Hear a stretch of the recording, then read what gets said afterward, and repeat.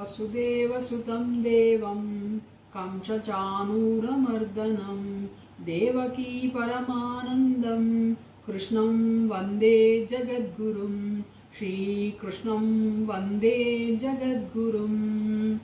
ॐ श्री परमात्मने नमः।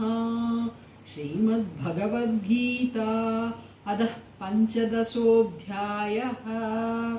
श्रीभगवानुवाच ऊर्ध्वमूलमदस्याखम् अस्वद्धं प्राहुरव्ययं छन्दांसि यस्य पर्णानि यस्तं वेद स वेदवित् अधस्तोर्ध्वं प्रसुतास्तस्य शाखा गुणप्रवृद्धा विषयप्रवालाः अधस्य मूलान्यनुसन्ततानि कर्मानुबन्धीनि मनुष्यलोके न रूपमस्येतदोपलभ्यते नान्तो न चादिर्न च सम्प्रदिष्टा अस्वत्थमेनं सुविरूढमूलम् अशङ्गशस्त्रेण दृढेन चित्वा ततः पदं तत्परिमार्गितव्यम् यस्मिन् गता न निवर्तन्ति भूयः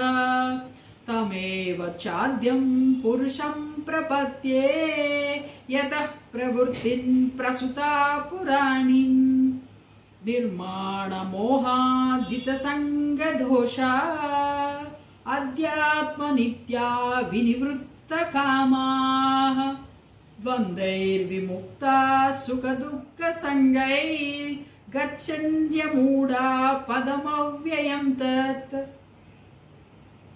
न तद्भासयते सूर्यो न शशाङ्को न पावकः यद्गत्वा न निवर्तन्ते तद्धाम परमं मम।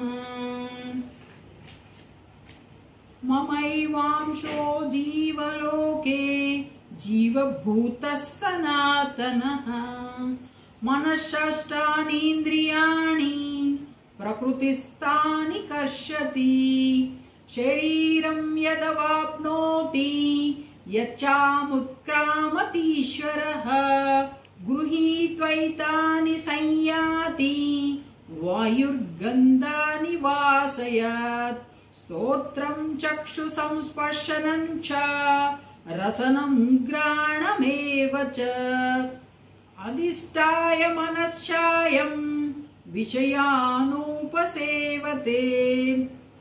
उत्क्रामन्तं स्थितं वापि भुञ्जानं वा गुणान्वितं विमूढानानुपश्यन्ति पश्यन्ति ज्ञानचक्षुषः यतन्तो योगिनश्चैनं पश्यन्त्यात्मन्यवस्थितं यदन्तो प्रकृतात्मानो नैनं पश्यन्त्यचेतसः यदादित्यगतं तेजो जगद्भासयतेऽखिलं यच्चन्द्रमसि यच्चाग्नो तत्तेजो विधिमावकम् गामाविश्यति भूतानि धारयाम्यहमोजसा पूष्णामि चौषधी सर्वा सोमो भूत्वा रसात्मकः अहं वैश्वानरो भूत्वा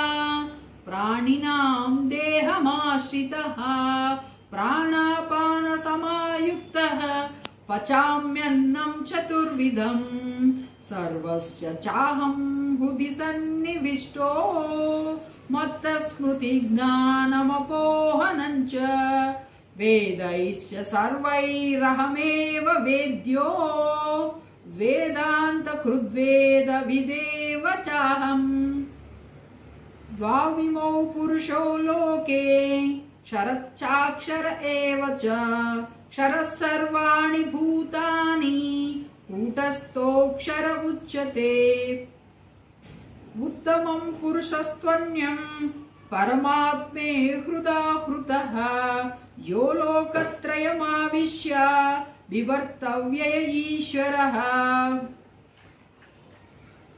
यस्मात्क्षरमतीतोऽहम् अक्षरादपि चोत्तमः अतो योऽस्मि लोके वेदे च प्रतितः पुरुषोत्तमः यो मामेवमसम्मूढो जानाति पुरुषोत्तमम् स सर्वविद् भजति मां सर्वभावेन भारत इति गृह्यतं शास्त्रम् इदमुक्तं मया नघ एतद्बुद्ध्वा बुद्धिमान् स्यात् कृतकृतच्च भारत।